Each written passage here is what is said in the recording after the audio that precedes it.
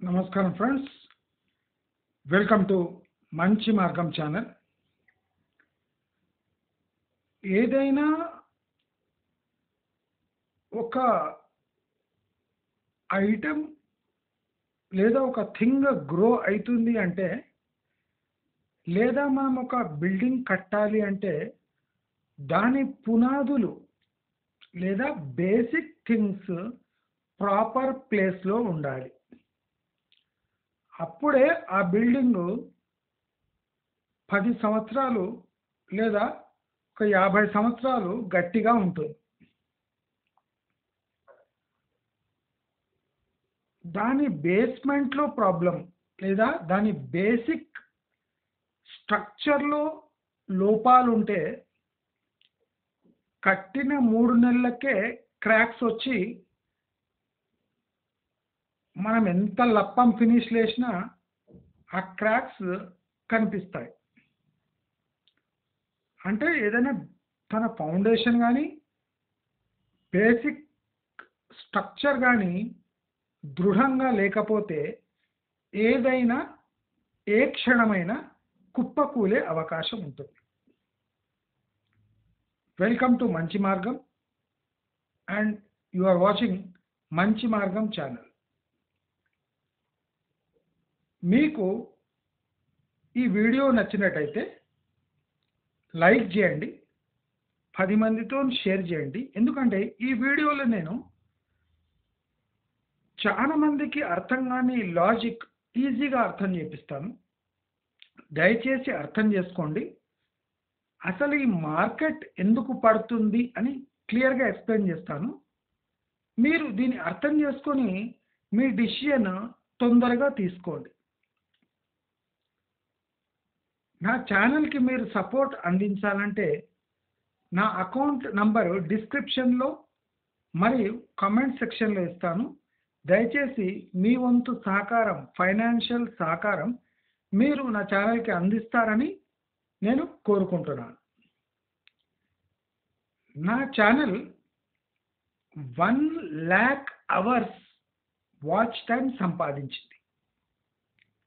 1,00,000 గంటలు మా వ్యూవర్స్ నా ఛానల్ని ఆస్వాదించారు. ఇది నాకు గర్వకారణం. ప్రతి ఒక్క వీడియో ఇన్ఫర్మేషన్తో నిండి ఉంటుంది. కొన్ని చోట్ల ఇండైరెక్ట్గా, కొన్ని చోట్ల డైరెక్ట్గా నేను నా మాటని ముందు ఉంచుతూ ఉంటాను. అయితే ఈ వీడియోలో నేను హైదరాబాద్ మార్కెట్ ఎందుకు కుప్పకూలుతుంది, అసలు తెలంగాణలో టోటల్ మార్కెట్ షేక్ అవుతుంది, కానీ మేకపోతు గాంభీర్యం నటిస్తూ ఈ రియల్ ఎస్టేట్ వాళ్ళు అసలు ఏం కానట్టు యాక్టింగ్ చేస్తున్నారు. కానీ లోపల హైదరాబాద్, ఎస్పెషలీ హైదరాబాద్లో దారుణమైన పరిస్థితులు ఉన్నాయి. నాకు తెలిసిన ఒక బ్యాంకులో జిఎంగా ఉన్న ఒక వ్యక్తి నాకు కొద్ది క్రిటికల్ ఇన్ఫర్మేషన్ అందించాడు. వెస్ట్ హైదరాబాద్లో ఫైనాన్స్ అయిన under construction or completed buildings only 30 to 40% next 1 year దాకా అమ్మగలము అని ఓపెన్గా బిల్డర్స్ బ్యాంక్స్కి చెప్పేశాడు. అంటే వచ్చే 1 సంవత్సరం వరకు కూడా 30 to 40% మేము అమ్మగలము. అంటే ఇంకా అమ్మలేదు, వాళ్ళు అమ్మగలము అనే 30 to 40% చెప్తున్నాడు.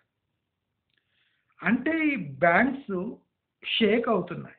ఎందుకంటే వేలాది కోట్ల రూపాయలు ఈ కన్స్ట్రక్షన్ కంపెనీస్కి ఈ బ్యాంక్స్ రుణం రూపంలో, బ్రిడ్జ్ లోన్ రూపంలో ఇచ్చాయి. ఇప్పుడు అవి రాబట్టాలి అంటే వాళ్లకు 4 to 5 years మినిమం టైం పడుతుంది అని బ్యాంకర్సే ఒక ఎస్టిమేషన్కి వచ్చారంటే హైదరాబాదులో దారుణమైన పరిస్థితులు నెలకొంటున్నాయని ఇది మొదటి హెచ్చరిక. హైదరాబాద్ రియల్ ఎస్టేట్ పడడానికి, తెలంగాణ రియల్ ఎస్టేట్ పతనానికి నాంది 6 నెలల క్రితం పడ్డది. ప్రతి ఒక్క అనుకూలంగాని విషయాన్ని తమకు అనుకూలంగా మార్చి, అంటే ప్రజలకు వెసులుబాటు కలిగించని దాన్ని ఒక రియల్ ఎస్టేట్ అబద్ధాన్ని నిజంగా మార్చి జనాల నెత్తిన టోపీ పెట్టిన లాస్ట్ గవర్నమెంట్కి మనం దండాలు పెట్టుకోవాలి. ఒక రాష్ట్రం కానీ ఒక సిటీ కానీ డెవలప్ అయింది అంటే దానికి ఒక స్ట్రాంగ్ ఫౌండేషన్ ఉంటుంది. కానీ హైదరాబాద్ ఒక ఐటీ క్యాపిటల్ అని, బెంగళూరుకి ఐటీ సర్వీసెస్ దాటిపోతుందని, అసలు ఐటీ రంగం 40% బిజినెస్ హైదరాబాద్ నుంచి అవుతుందని అబద్ధం పలికాడు. ఇక్కడంతా లేబర్ ఇంటెన్సివ్ ఐటీ కంపెనీసే కొలువు తీరాయి. అంటే లో ఎండ్ ఐటీ జాబ్సే ఇక్కడ హైదరాబాద్లో ఉన్నాయి. High end top end coding plus software development jobs అంతా బెంగళూరులో ఉన్నాయి. ఇది పచ్చి నిజం. ఇక్కడంతా బల్క్ బిజినెస్ అవుతుంది. అంటే చిల్లర వల్లర ప్రాజెక్ట్స్ అన్నీ ఒక చోట తెచ్చి ఒక కంపెనీ నెత్తిన పడేసి ఆ చిల్లర ప్రాజెక్ట్స్ చీప్ లేబర్తో చేపించే పనే హైదరాబాద్లో జరుగుతుంది. అయితే ఈ చీప్ ప్రాజెక్ట్స్ని హ్యాండిల్ చేసే చీప్ లేబరు ఇక్కడ గ్రోత్కి పడలేరు అనే సత్యాన్ని అందరూ ఇవాళ తెలుసుకోవాలి. హైదరాబాద్ రియల్ ఎస్టేట్ పతనానికి ఇది కూడా కారణము. ఐటీ సెక్టర్ గ్రోత్, ఐటీ అంటే 2 తప్ప మనకు దాని లోపల ఉన్న సత్యాలు ఏమాత్రం తెలియదు. అమెజాన్ డెలివరీ సెంటర్లు, ఇతరత్ర డెలివరీ సెంటర్లు ఇక్కడ ఎందుకు పెడుతున్నారంటే ఇది non seismic zone and non flooding zone కనుక, ఒక ప్లాటూ మీద ఉంది కనుక ఇక్కడ ఫ్లడ్స్ రావు. ఇక్కడ నాన్ సెస్మిక్ జోన్ కనుక ఈ డేటా సెంటర్స్ కానీ పెద్ద పెద్ద ప్రాసెసింగ్ సెంటర్స్ కానీ ఇక్కడ వస్తున్నాయి. కానీ ఇక్కడ ఎంప్లాయ్మెంట్ జనరేట్ అయ్యేది బయటి వాళ్ళకు, అంటే బెంగళూరు, ఢిల్లీ, ముంబై, చెన్నై ఇలాంటి ప్లేసెస్ నుంచి ఐటీ నిపుణులు వచ్చి ఇక్కడ పనిచేస్తున్నారు. అంటే ఇక్కడ వాళ్లకు తక్కువ, బయటి వాళ్లకు జాబ్ అండ్ ఎంప్లాయ్మెంట్ ఎక్కువ. అలాంటి వాళ్ళని ఆశ చూపే ఇక్కడ ఐటీ జాబ్స్ వస్తున్నాయి, మన రియల్ ఎస్టేట్కి ఢోకా లేదని ఇన్ని రోజులు అబద్ధం ఆడారు. కానీ ఈ ఐటీ జాబ్స్ డొల్లతనం బయటపడింది. 90% ఐటీ జాబ్స్ ఆవిరైపోయాయి. సో ఇది ఫస్ట్ పాయింట్. సెకండ్ పాయింట్, ఇక్కడ రియల్ ఎస్టేట్ స్టేట్ రిగ్ చేసింది. ఇది ఒక పెద్ద ప్రాబ్లం. స్టేట్ గవర్నమెంటే ఈ రిగ్గింగ్లో పాల్గొని హెచ్ఎండిఏ లేఅవుట్ రిగ్గింగే కాకుండా టోటల్ ల్యాండ్ ప్రైజెస్నే రిగ్ చేసి ఒక హయ్యర్ లెవెల్కి తీసుకుపోయి దీంతో ట్యాక్స్ కలెక్షన్ ఎక్కువవుతుందని నమ్మబలికి.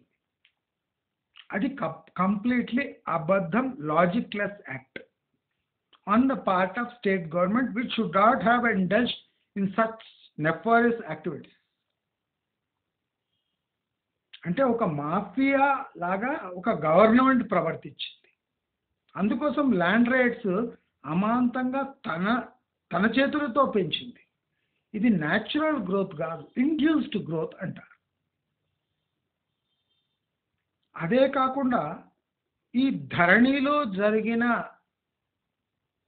పొరపాట్లు సరిదిద్దుకోకుండా అది భూమాఫియాలకు ఒక అడ్డాగా మారింది. అంటే ఒక సాఫ్ట్వేర్ భూమాఫియాలకు అండగా నిలుస్తూ ఎవరెవరి దగ్గర ఏ ఏ భూములు ఉన్నాయి, ఎవరెవరు ఎక్కడెక్కడ హోల్డ్ చేశారని కంప్లీట్ డేటా వాళ్ళ దగ్గర తీసుకొని అది భూ కబ్జాలకు వీళ్ళంతా పాల్పడ్డారు. అంటే స్టేట్ గవర్నమెంటే ఇన్వాల్వ్ అయ్యి ఈ భూమాఫియాలతో కలిసిపోయి తమ ప్రైవేట్ ఎస్టేట్స్ని కాపాడుకుంటూ వచ్చారు. అందుకోసం హైదరాబాద్ మార్కెట్ ఇప్పుడు పడుతుంది.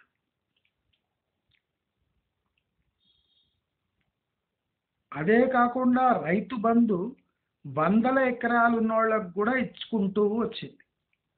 9 సంవత్సరాలు వందలాది ఎకరాలకు మీరు పెట్టుబడి సాయం ఇచ్చి 30,000 కోట్ల పైచిలుకు ధనాన్ని అనవసరంగా అవసరం లేని వాళ్లకు ధారాదత్తం చేశారు.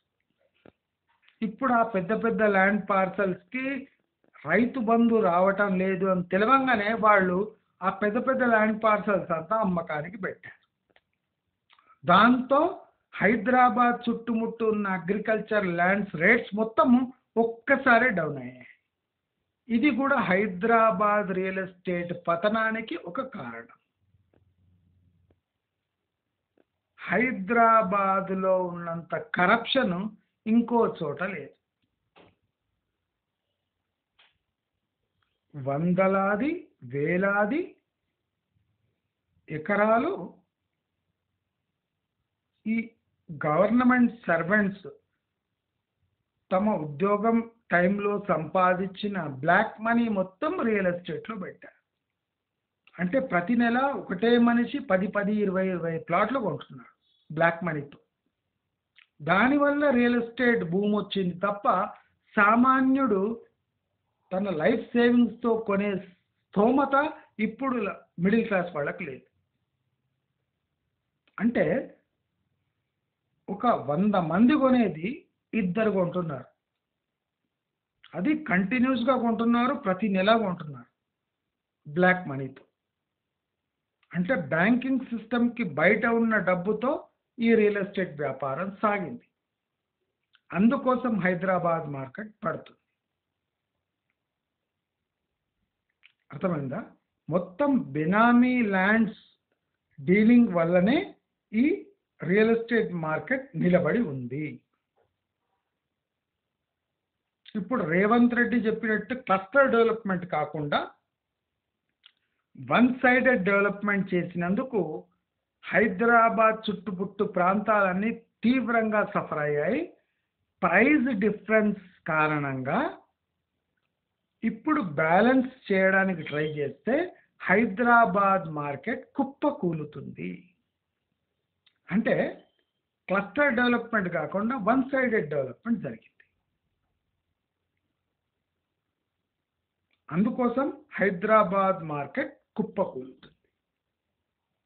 అదే కాకుండా తెలుగు ఎన్ఆర్ఐస్ని ఇక్కడ రిలేటర్స్ అంటే సావు దెబ్బ కొట్టారు. తీవ్రమైన మోసం జరిగింది. అది రియలైజ్ అయిన ఎన్ఆర్ఐలు వాళ్లకు ఎక్కడుంటే అక్కడ దెబ్బకు ల్యాండ్స్ అమ్ముకుంటున్నారు, రియల్ ఎస్టేట్ అండ్ ప్రాపర్టీస్ అమ్ముకుంటున్నారు, విల్లాస్ అమ్ముకుంటున్నారు. అందుకోసం హైదరాబాద్ ల్యాండ్ రేట్స్ పడిపోతున్నాయి. ఏపీలో ఇన్వెస్ట్ చేయవలసిన డబ్బంతా హైదరాబాద్కి డైవర్ట్ అయ్యి ఈ 9 ఏళ్ళు వాళ్ళ డబ్బు రెట్టింపు కావడంతో మనం దీన్ని డెవలప్మెంట్, హైదరాబాద్ డెవలప్మెంట్ అనుకున్నాం. కాదు, ఇప్పుడు మళ్ళీ ఆంధ్రప్రదేశ్లో అంటే కారు మబ్బులు తొలుగుతున్నాయి కాబట్టి హైదరాబాద్ ఇన్వెస్ట్మెంట్ మళ్ళీ ఒరిజినల్ ఏపీకు వెళ్ళే అవకాశాలు మెండుగా ఉన్న కారణంగా ఇక్కడ ఉన్న రిలేటర్స్ ఇక్కడ భూమి అమ్మి అక్కడ కొనే ప్రయత్నం చేస్తున్నారు. అందుకోసము హైదరాబాద్లో భారీగా రేట్స్ పతనం అవుతున్నాయి. అదీ కాకుండా బ్యాంక్స్ హోమ్ లోన్ రేట్స్ పెంచడానికి తీవ్రంగా శ్రమిస్తున్నాయి. పాస్ట్ 4 months గవర్నమెంట్ ఆర్టిఫిషియల్గా ఈ ఇంట్రెస్ట్ రేట్స్ని ఆపిపెట్టింది ఎలక్షన్ కారణంగా.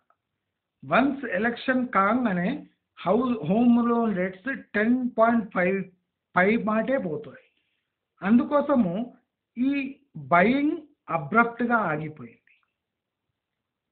అంటే డిమాండ్ లేక, హౌసింగ్ లోన్స్ ఇవ్వలేక, పెరుగుతున్న హౌసింగ్ లోన్ ఇంట్రెస్ట్ వల్ల హోమ్ లోన్ డిమాండ్ పడిపోయి హైదరాబాద్ చుట్టుముట్టు రేట్స్ మొత్తం పడిపోతున్నాయి. ఇక్కడ ఇండస్ట్రీస్ ఎక్కడ వస్తున్నాయో అక్కడ ఎంప్లాయ్మెంట్ దృష్టి ఎంత వస్తుంది అని దృష్టి పెట్టకుండా, ఒక ఇండస్ట్రీ వచ్చిందంటే వేలాది ఎకరాల చుట్టుముట్టు అమ్ముకునే ట్రెండ్ స్టేట్ గవర్నమెంట్ ఫాలో చేసింది కనుక ఇక్కడ స్టేట్ గవర్నమెంట్లో ఇన్వాల్వ్ అయిన మినిస్టర్స్ అందరూ కుమ్మగూడి ఒక మాఫియా లాగా తయారై ఈ ల్యాండ్ రేట్స్ అని పెంచారు కనుక ఇప్పుడు ఆ పాలసీ చేంజ్ కాగానే మొత్తం హౌసింగ్ అంటే ల్యాండ్ రేట్స్ మొత్తం కుప్పకూలుతున్నాయి. అంటే హైదరాబాద్లో ల్యాండ్ రేట్స్ కుప్పకూలడానికి వేలాది వందలాది కారణాలు ఉన్నాయి. రోడ్లు వేసి రోడ్ల పక్కనున్న స్థలాలను 500 మీటర్ల వరకు డెవలప్ చేసి, అంటే ఏరియా అంతా డెవలప్ అయిందని చలామణి చేసిన లాస్ట్ గవర్నమెంట్ తప్పిదము ఇప్పుడు గుర్తుపట్టి ఆ రోడ్లకు వాల్యూ లేదు, cluster based development based on ORR and RRR జరపాలి అని ఒక కొత్త పాలసీ తీసుకురాగానే పాత గవర్నమెంట్ చేసిన అక్రమాలన్నీ ఓఆర్ఆర్ చుట్టూ బయటపడే అవకాశాలు ఉన్నాయి. దాంతో ల్యాండ్ రేట్స్ కుప్పకూలే అవకాశాలు ఉన్నాయి. యాదాద్రి అటువంటి ఒక గుడిని పట్టుకొని అది తిరుపతి అని ప్రచారం చేసి వాళ్ళు కొన్న వేలాది లక్షలాది ఎకరాలు సామాన్యులకు అంటించే ప్రయత్నం చేసి అక్కడ ల్యాండ్ రేట్స్ పెంచి సామాన్యులకు అంటించినందుకు అది ఇప్పుడు బయటపడ్డందుకు వరంగల్ హైవే మొత్తం కుప్పకూలిపోయింది. దానివల్ల హౌసింగ్ ల్యాండ్ రేట్స్ హైదరాబాద్లో కుప్పకూలిపోయినాయి. అంటే మనం చెప్పుకుంటూ పోతే హైదరాబాద్లో రేటు పడడానికి 1,15,00,000 కారణాలు ఉన్నాయి. దాంట్లో ఇవి కొన్ని మాత్రమే. రైతు బంధు వల్ల తీవ్రమైన ఒత్తిడి కలుగుతుంది. వేలాది వందలాది ఎకరాలు రైతు బంధు కింద వచ్చే ల్యాండ్స్ మొత్తం ఇప్పుడు అమ్మకానికి పెట్టింది. ఎందుకంటే రైతు బంధు రాదు, బీడు ల్యాండ్స్ అవన్నీ వందలాది ఎకరాలు పెట్టుకొని ఏం చేయాలి, కరెక్ట్ ప్రైస్ వచ్చినప్పుడు అమ్మేద్దామని అందరు ఒక్కసారి ఇప్పుడు అమ్మడానికి పెట్టారు. అది కాకుండా ఆంధ్ర రిలేటర్స్ ఇక్కడ తొందరగా పెద్ద ల్యాండ్ పార్సల్స్, పెద్ద అపార్ట్మెంట్స్ అన్నీ ఎక్కడిదక్కడ అమ్మేసి ఆంధ్రాలో ఇన్వెస్ట్ చేయడానికి, వాళ్లకు డబ్బు సమకూర్చుకోవడానికి హైదరాబాద్ చుట్టుముట్టు ల్యాండ్స్ అన్నీ అమ్మి పారేస్తున్నారు. దయచేసి ఇవన్నీ పాయింట్స్, వ్యాలిడ్ పాయింట్స్ గమనించి అసలు ఎట్లా పడుతుంది హైదరాబాదు, అదొక కాస్మోపాలిటన్ సిటీ, ఇవన్నీ చెప్పుడు మాటలు. హైదరాబాద్ పాపులేషన్ 1,25,00,000 అనేది పచ్చి అబద్ధం. హైదరాబాద్ పాపులేషన్ 2 కోట్ల పైమాటే, 2 కోట్ల పైమాటే. అయినా హైదరాబాదు ఈ లెవెల్ ఉంది. ఈ 2 కోట్ల పైమాటు పాపులేషన్లో ఎంతమంది ఆంధ్ర వాళ్ళ పాపులేషన్ ఉంది, ఎంత మైగ్రేటెడ్ లేబర్ పాపులేషన్ ఉంది, ఎంత మైగ్రేటెడ్ ఐటీ పాపులేషన్ ఉంది, ఇదంతా గమనిస్తే ఈ మైగ్రేటెడ్ అండ్ డిమాండ్ బేస్డ్ పాపులేషన్ని మనం ఒక్కసారి జరిపినాయంటే హైదరాబాదులో 30% హౌసెస్ రెంట్కి కూడా పనికి రాకుండా వేకెంట్గా ఉంటాయి. అంటే ఒక్కసారి ఈ ఐటీ సెక్టర్లో కొద్దిగా కుదిపొచ్చి కన్స్ట్రక్షన్ సెక్టర్ పడిపోతే హైదరాబాద్లో 30% ప్రాపర్టీస్ రెంట్కు కూడా పనికి రాకుండా పోతాయి. దీనివల్లనే హైదరాబాద్ రియల్ ఎస్టేట్ మార్కెట్ పడుతుంది. దయచేసి ఈ పాయింట్స్ అన్నీ నోట్ చేసుకొని గమనించండి. రియల్ ఎస్టేట్ వాళ్ళు ప్రలోభ పెడితే ఇవన్నీ క్వశ్చన్స్ అడగండి, ప్రశ్నించండి. మీ లక్షలాది రూపాయల డబ్బుని ఆదా చేసి పెట్టుకోండి. రాబోయే 2-3 ఏండ్లలో మంచి ఆపర్చునిటీస్ మీకు లభిస్తాయి. అప్పుడు హైదరాబాద్ చుట్టుముట్టే కొనండి. కానీ ఒక 2-3 ఇయర్స్ వరకు మీ ఆత్రుతని బ్రేక్ ఇవ్వండి. ప్రాక్టికల్ థింగ్స్ కానివ్వండి, సాగనివ్వండి, అన్ని ప్లేస్‌లో పడ్డాక మీరు ఇన్వెస్ట్ చేయండి. ఎందుకంటే భారీగా రేట్ల పతనం మనం చూడబోతున్నాం. మీకు నా ఛానల్ నచ్చినట్టయితే దాన్ని ఫైనాన్షియల్లీ మీరు ఆదుకోవాలనుకుంటే నేను నా అకౌంట్ నంబరు డిస్క్రిప్షన్‌లో మరియు కామెంట్ బాక్స్‌లో ఇస్తాను. మీరు ఫైనాన్షియల్లీ నా ఛానల్‌కి డొనేట్ చేయవచ్చు. మీకు నా వీడియోస్ నచ్చినట్టయితే లైక్, షేర్, సబ్స్క్రైబ్ చేసుకోండి. బెల్ బటన్ నొక్కి నా వీడియోస్ యొక్క ఇన్ఫోని లేదా అప్డేట్స్‌ని మీరు త్వరగా పొందండి. నమస్కారం.